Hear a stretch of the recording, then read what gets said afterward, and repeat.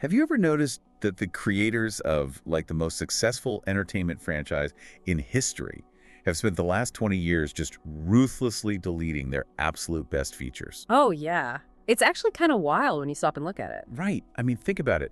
You get your hands on this massive, highly anticipated blockbuster video game. You fall in love with these incredibly unique mechanics, and then the sequel comes out, and those features are just, they're gone, vanished into thin air. It completely breaks the fundamental rule of how we think about sequels, you know? Like, you naturally assume the trajectory is always bigger, better, and more. Exactly. You expect everything from the last game to carry over as a baseline. Yeah, exactly. And then you expect the developers to just pile a mountain of new stuff on top of it. But if you look closely at the 20-year development history of the Grand Theft Auto series, the reality of game design is actually, it's a story of violent subtraction. And that is exactly our mission for this deep dive. We are taking a look at a really fantastic breakdown of this exact phenomenon. We're tracing a hidden 2-decade history of heartbreaking sacrifices made by Rockstar Games. Yeah, and it's a fascinating history. It really is.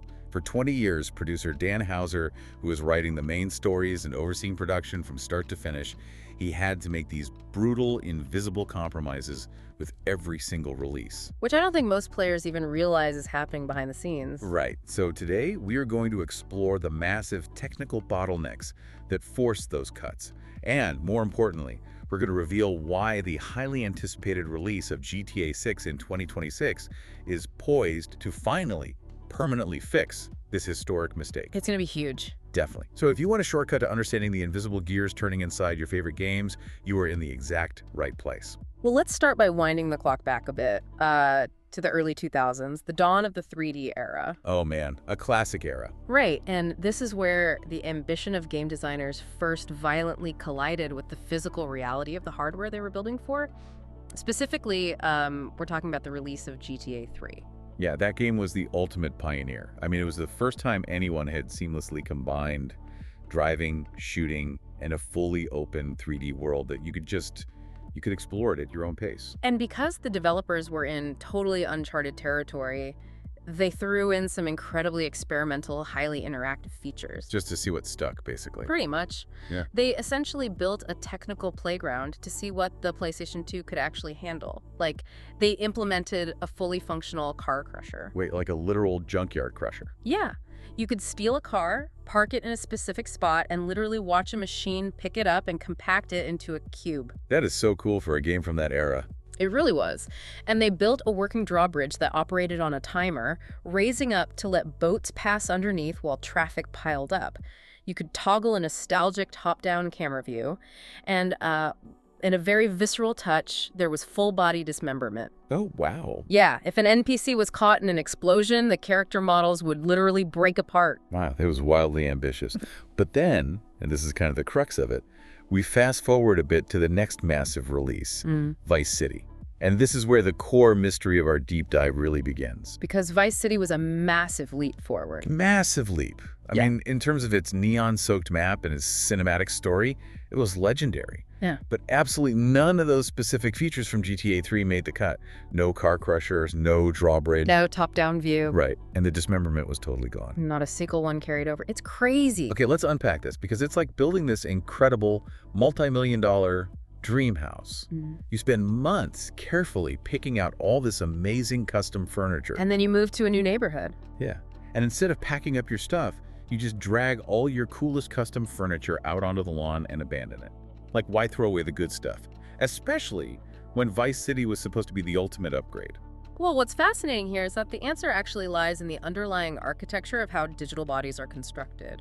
The shift from GTA 3 to Vice City required a fundamental upgrade in character rendering. Okay, so the graphics engine, basically. Right. In GTA 3, Rockstar built their characters using what the industry calls chunk-based models. So I want you to picture an old-school action figure with those snapping plastic joints at the shoulders and knees. Oh, okay, so the arms and legs are distinct, separate pieces plugged into a torso. Precisely. And that made the body dismemberment feature incredibly easy from a mathematical standpoint.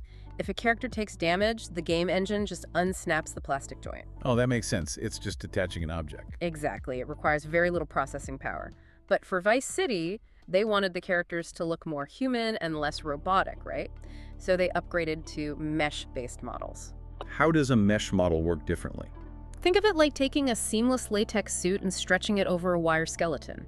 The skin is one continuous, uninterrupted fabric. Right, which looks vastly more realistic, especially when the characters are moving or talking in those big cutscenes. Yes, exactly.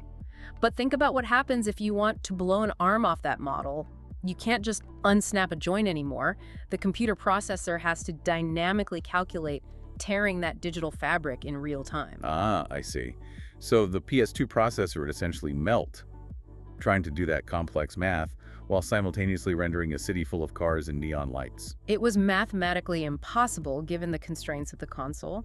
They upgraded the graphics, but in doing so, they completely broke the physics of that specific feature. Wow, so the visual upgrade killed the mechanical feature. Yeah, and it wasn't just engine limitations. Sometimes the enemy was simply raw budget and time. Take that drawbridge from GTA 3, for instance. They didn't bring that back either. If you look closely at Vice City's map, there's a specific channel where, narratively and structurally, a drawbridge desperately needed to be. Because without it, the missions involving boats navigating around the islands feel a bit clunky, right? Like you have to drive all the way around. Exactly. The developers absolutely knew a drawbridge belonged there, but they completely killed the feature because coding the logic for traffic AI to stop, wait, and resume on a moving platform in a brand new engine environment, it would have blown their release deadline. Man, the harsh reality of game development right there. But they did give us a completely different set of toys to play with, to be fair.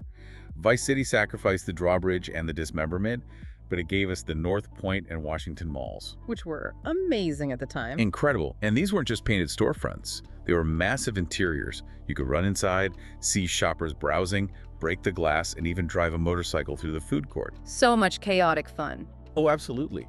And they added an airport interior where you could hop into a baggage handler or a bus and actually role-play transporting passengers for money.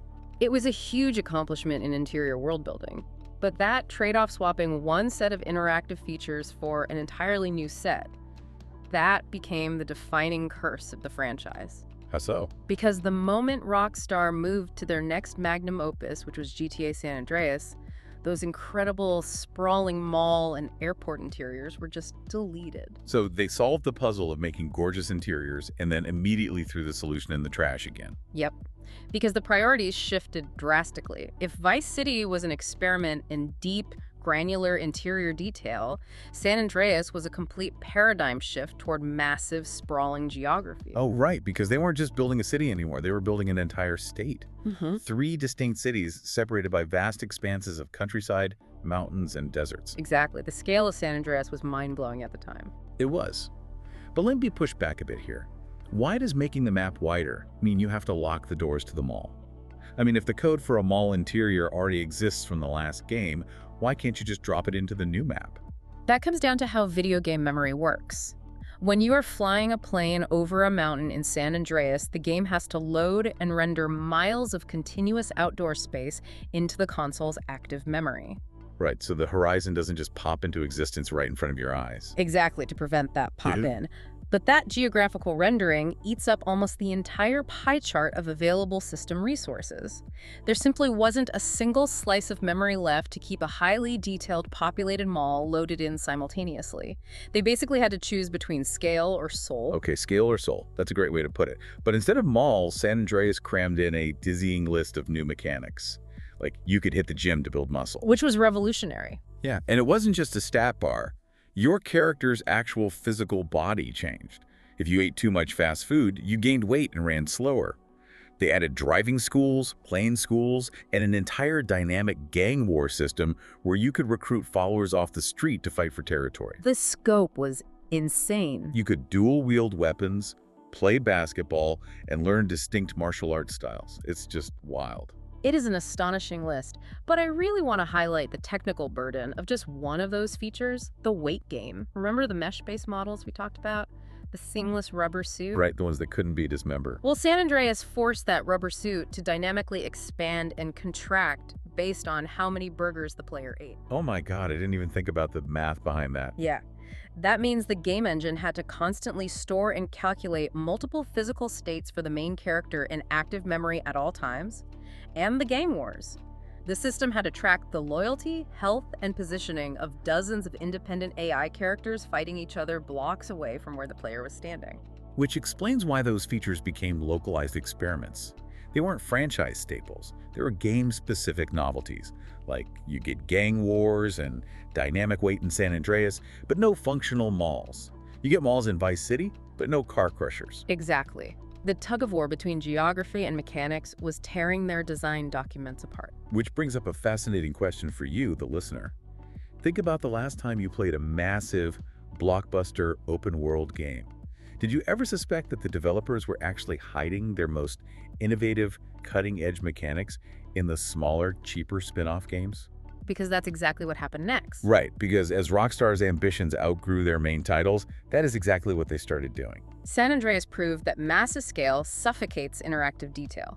But Rockstar's design teams still had notebooks full of highly interactive ideas. So they utilized their spin-off titles, Vice City Stories and Liberty City Stories, as stealth testing grounds. And what's crucial to understand here is that these spin-offs were originally designed for the PlayStation Portable.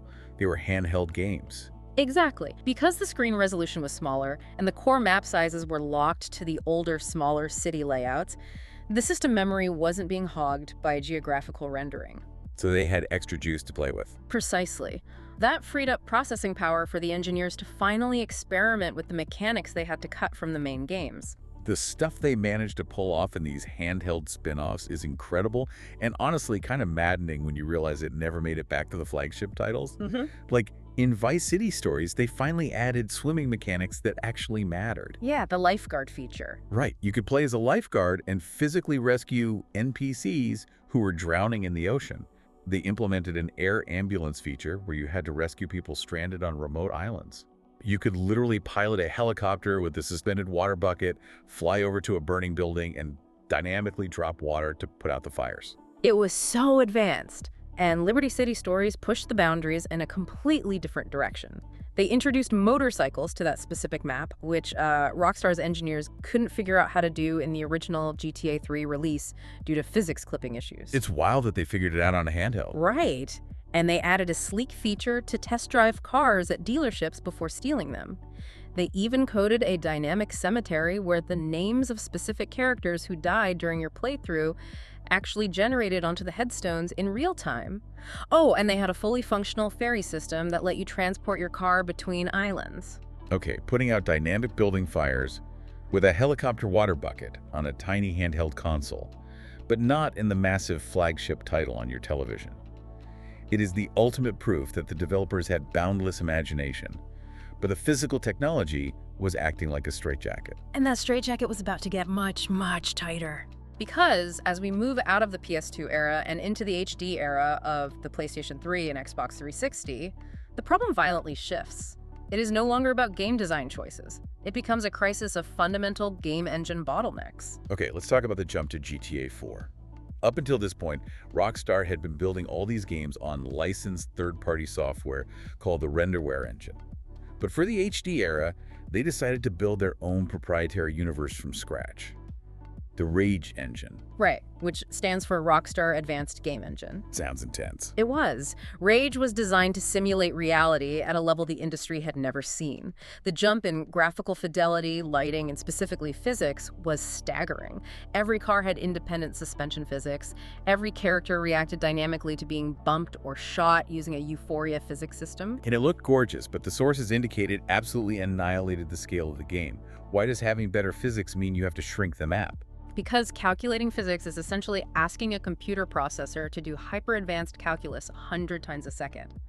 Every tire hitting a curb, every shadow cast by a moving object, every pedestrian reacting to rain at all requires processor cycles. Just constant crunching of numbers. Yeah, and Rage was a brand new engine, so it was wildly unoptimized. It could create breathtaking realism within a single city block, but the moment they tried to expand the map to match the sprawling state of San Andreas, the game's frame rate would plummet to unplayable levels. Man, the casualties were devastating. According to the development sources, a staggering 30 to 40% of the planned geographical map for GTA 4 had to be deleted before release just to get the game to run. Almost half the game. Yeah, airplanes, completely removed. Underwater exploration, axed entirely. And remember that awesome island-hopping ferry feature from Liberty City Stories we just talked about? The ferry is the perfect example of the engine crisis, actually. It was fully intended to be in GTA 4. If you go back and watch the early promotional trailers, you can actually see it operating in the background. So why did they cut it at the last minute? Because calculating the buoyancy, friction, and collision physics of a massive moving platform on dynamic water, while simultaneously rendering an HD city skyline in the background, caused severe instability. So the game just broke. It literally crashed the game on both PCs and consoles. The engine simply choked on the math. They gave us some consolation prizes, I guess, to make up for the massive cuts. GTA 4 added functional toll booths, where you had to physically stop and pay to cross bridges. You could finally grab ledges to climb over fences. You could pick up random trash off the street and throw it at pedestrians. And famously, you could call your cousin and go bowling. Hey, bowling with Roman is a classic. It is, it is. But the sheer intoxicating vastness of the 3D era was dead.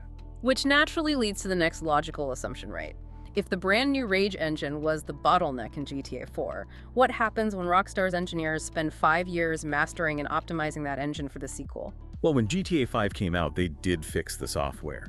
The engine was beautifully optimized. They brought back the airplanes. They brought back the massive countryside. They even brought back underwater exploration with scuba gear. But it still felt hollow compared to the chaotic interactivity of the early 2000s. There were no dynamic gang wars to fight, no massive indoor malls to explore, and no drivable trains. And the reason why is the most mind-blowing technical bottleneck of this entire story.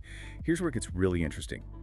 GTA 5 was forced to release on the exact same physical console hardware as GTA 4. The PS3 and Xbox 360. Wait, hold on. I need to interrupt here because this confuses a lot of people. Games during that era were shipping on Blu-ray discs that held upwards of 50 gigabytes of data. If the mall interiors and the gang war code are already written and stamped onto that massive disc, why does the physical console hardware stop the developers from using them? That is the crucial difference between storage and RAM. Think of the Blu-ray disc or storage as a massive filing cabinet sitting in the corner of an office. It holds all the data in the world. But RAM, or random access memory, is the physical disk you're working on. When you want to play a level, the console has to pull the data out of the filing cabinet and place it on the desk for the processor to interact with it in real time. Okay, I follow the desk analogy. That makes sense. Well, the PlayStation 3 and the Xbox 360 had a hard physical limitation that no amount of brilliant software coding could overcome. They only had 512 megabytes of RAM. 512 megabytes. To put that in perspective for you listening right now, the modern smartphone sitting in your pocket probably has at least 8 gigabytes of RAM. Easily. That is roughly 16 times more memory than the consoles running one of the biggest entertainment products in history. Exactly. So going back to the analogy, you have a warehouse-sized filing cabinet of data on the disk, but your physical desk is the size of a postage stamp. If you want a detailed mall interior, multiple cities, gang war AI tracking, and airplanes flying overhead all at the same time, you simply do not have the desk space to lay all those blueprints out. Trying to run a sprawling, living, breathing world like GTA 5 on 512 megabytes of RAM, that is like trying to run an ultramarathon while breathing through a cocktail straw. A perfect way to describe it. It is an absolute miracle the game booted up without bursting into flames. The Rage engine was finally ready to do more. The designers were desperate to do more. But 512 megabytes meant the console was constantly panic-swapping data in and out of memory. If you loaded an airplane, the console had to instantly delete the memory of the cars behind you. Just flushing data to survive. Exactly. It left a massive graveyard of beloved features on the cutting room floor because they literally could not fit them through that cocktail straw. Which finally brings us to the climax of this 20-year saga, the 2026 redemption, GTA 6. All this agonizing history we've just unpacked. The chunk-based geometry limitations, the Rage engine's brutal growing pains, the cocktail straw of 512 MB RAM, it has finally, definitively been resolved. Yeah. Yes. We are currently sitting on the edge of a historic, two-pronged convergence of technology. First, on the software side, Rockstar has spent the last decade achieving absolute mastery over the Rage engine. And we don't have to guess if that's true, right? We saw the undeniable proof back in 2018 with Red Dead Redemption 2. Completely. The staggering granular realism of that world proved that the engine can now handle hyper-detailed physics and massive geographic scale simultaneously without crashing. And the second prong of this convergence is the hardware revolution. We are leaping from the PS3's microscopic 512 megabytes of RAM all the way to the PS5's 16 gigabytes of RAM. A massive jump. Huge. Pair that with modern solid-state drives that can load data instantly and hyper-fast processors, and that cocktail straw has officially been swapped out for a fire hose. And because the developers finally have that fire hose, the sources indicate an absolute palette of returning features for GTA 6. We're talking about a Frankenstein's monster constructed from the greatest hits of the last 2 decades. The leaks and source materials are just incredible. They are bringing back the sprawling, multi-city structure of San Andreas, complete with the intricate robberies, the functional gyms for dynamic weight building, and the basketball mini-games. It's all coming back. And they're bringing back the functional toll booths and dynamic ledge grabbing from GTA 4.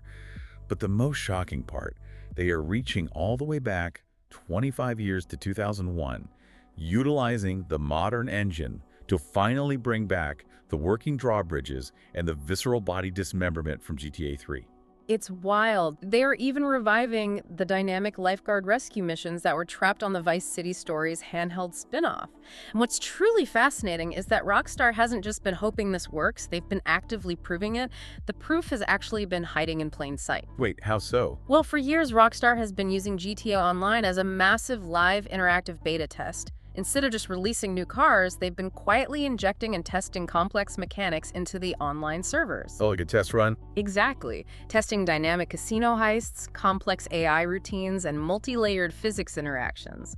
They've been dialing in the mechanics and stress testing the network stability in real time, treating millions of current players as a test bed for the 2026 release. That is genius. So, what does this all mean for you, the player, when you finally get your hands on this game? It means GTA 6 isn't just a sequel, it is a massive act of restoration. I love that, a restoration. Yeah, it is a digital world assembled from 20 years of lost, sacrificed ideas that, for the first time in gaming history, finally have the sheer hardware horsepower to run simultaneously on a single machine. It really is the definitive end of an era of compromise. I mean, from the early 2000s, where chunk-based geometry dictated whether an arm could fall off, through the painful transition to a new physics engine that forced designers to chop their maps in half. All the way to the suffocating limitations of early console memory. Right. For 20 years, developers haven't just been fighting the clock, they've been fighting the very machines they were building for. It's like moving back into that dream house we talked about at the beginning. But this time, the house is finally big enough to hold every single piece of custom furniture you ever loved, without having to throw a single lamp out on the lawn. The ultimate convergence of ambition and technology. We've traced this incredible journey today. We've seen how the math of a rubber suit mesh killed dismemberment, how the Rage engine choked on the physics of a moving ferry, and how 512 megabytes of RAM killed the mall interiors. And now we see how 16 gigabytes of RAM is about to resurrect 2 decades of gaming history. But that leaves us with a pretty wild, almost intimidating thought to chew on. It does. Because the physical hardware and the software engine are no longer the enemies in the room. We know GTA 6 has the 16 gigs of RAM. We know the solid-state drives can stream a universe of data instantly. We know the physics engine is perfected. But if technical limitations are truly a thing of the past, what becomes the new bottleneck for game developers? When a studio can finally build a sprawling, living digital world with absolutely zero technical excuses, does human imagination become the only limit left? When you remove the boundaries of the machine, you are left entirely with the boundaries of the mind. That is the real frontier. Just something fascinating to think about the next time you boot up an open world and wait for that loading screen to finish. Keep asking questions, keep digging into the incredible sources and hidden stories around you, and we will catch you on the next deep dive.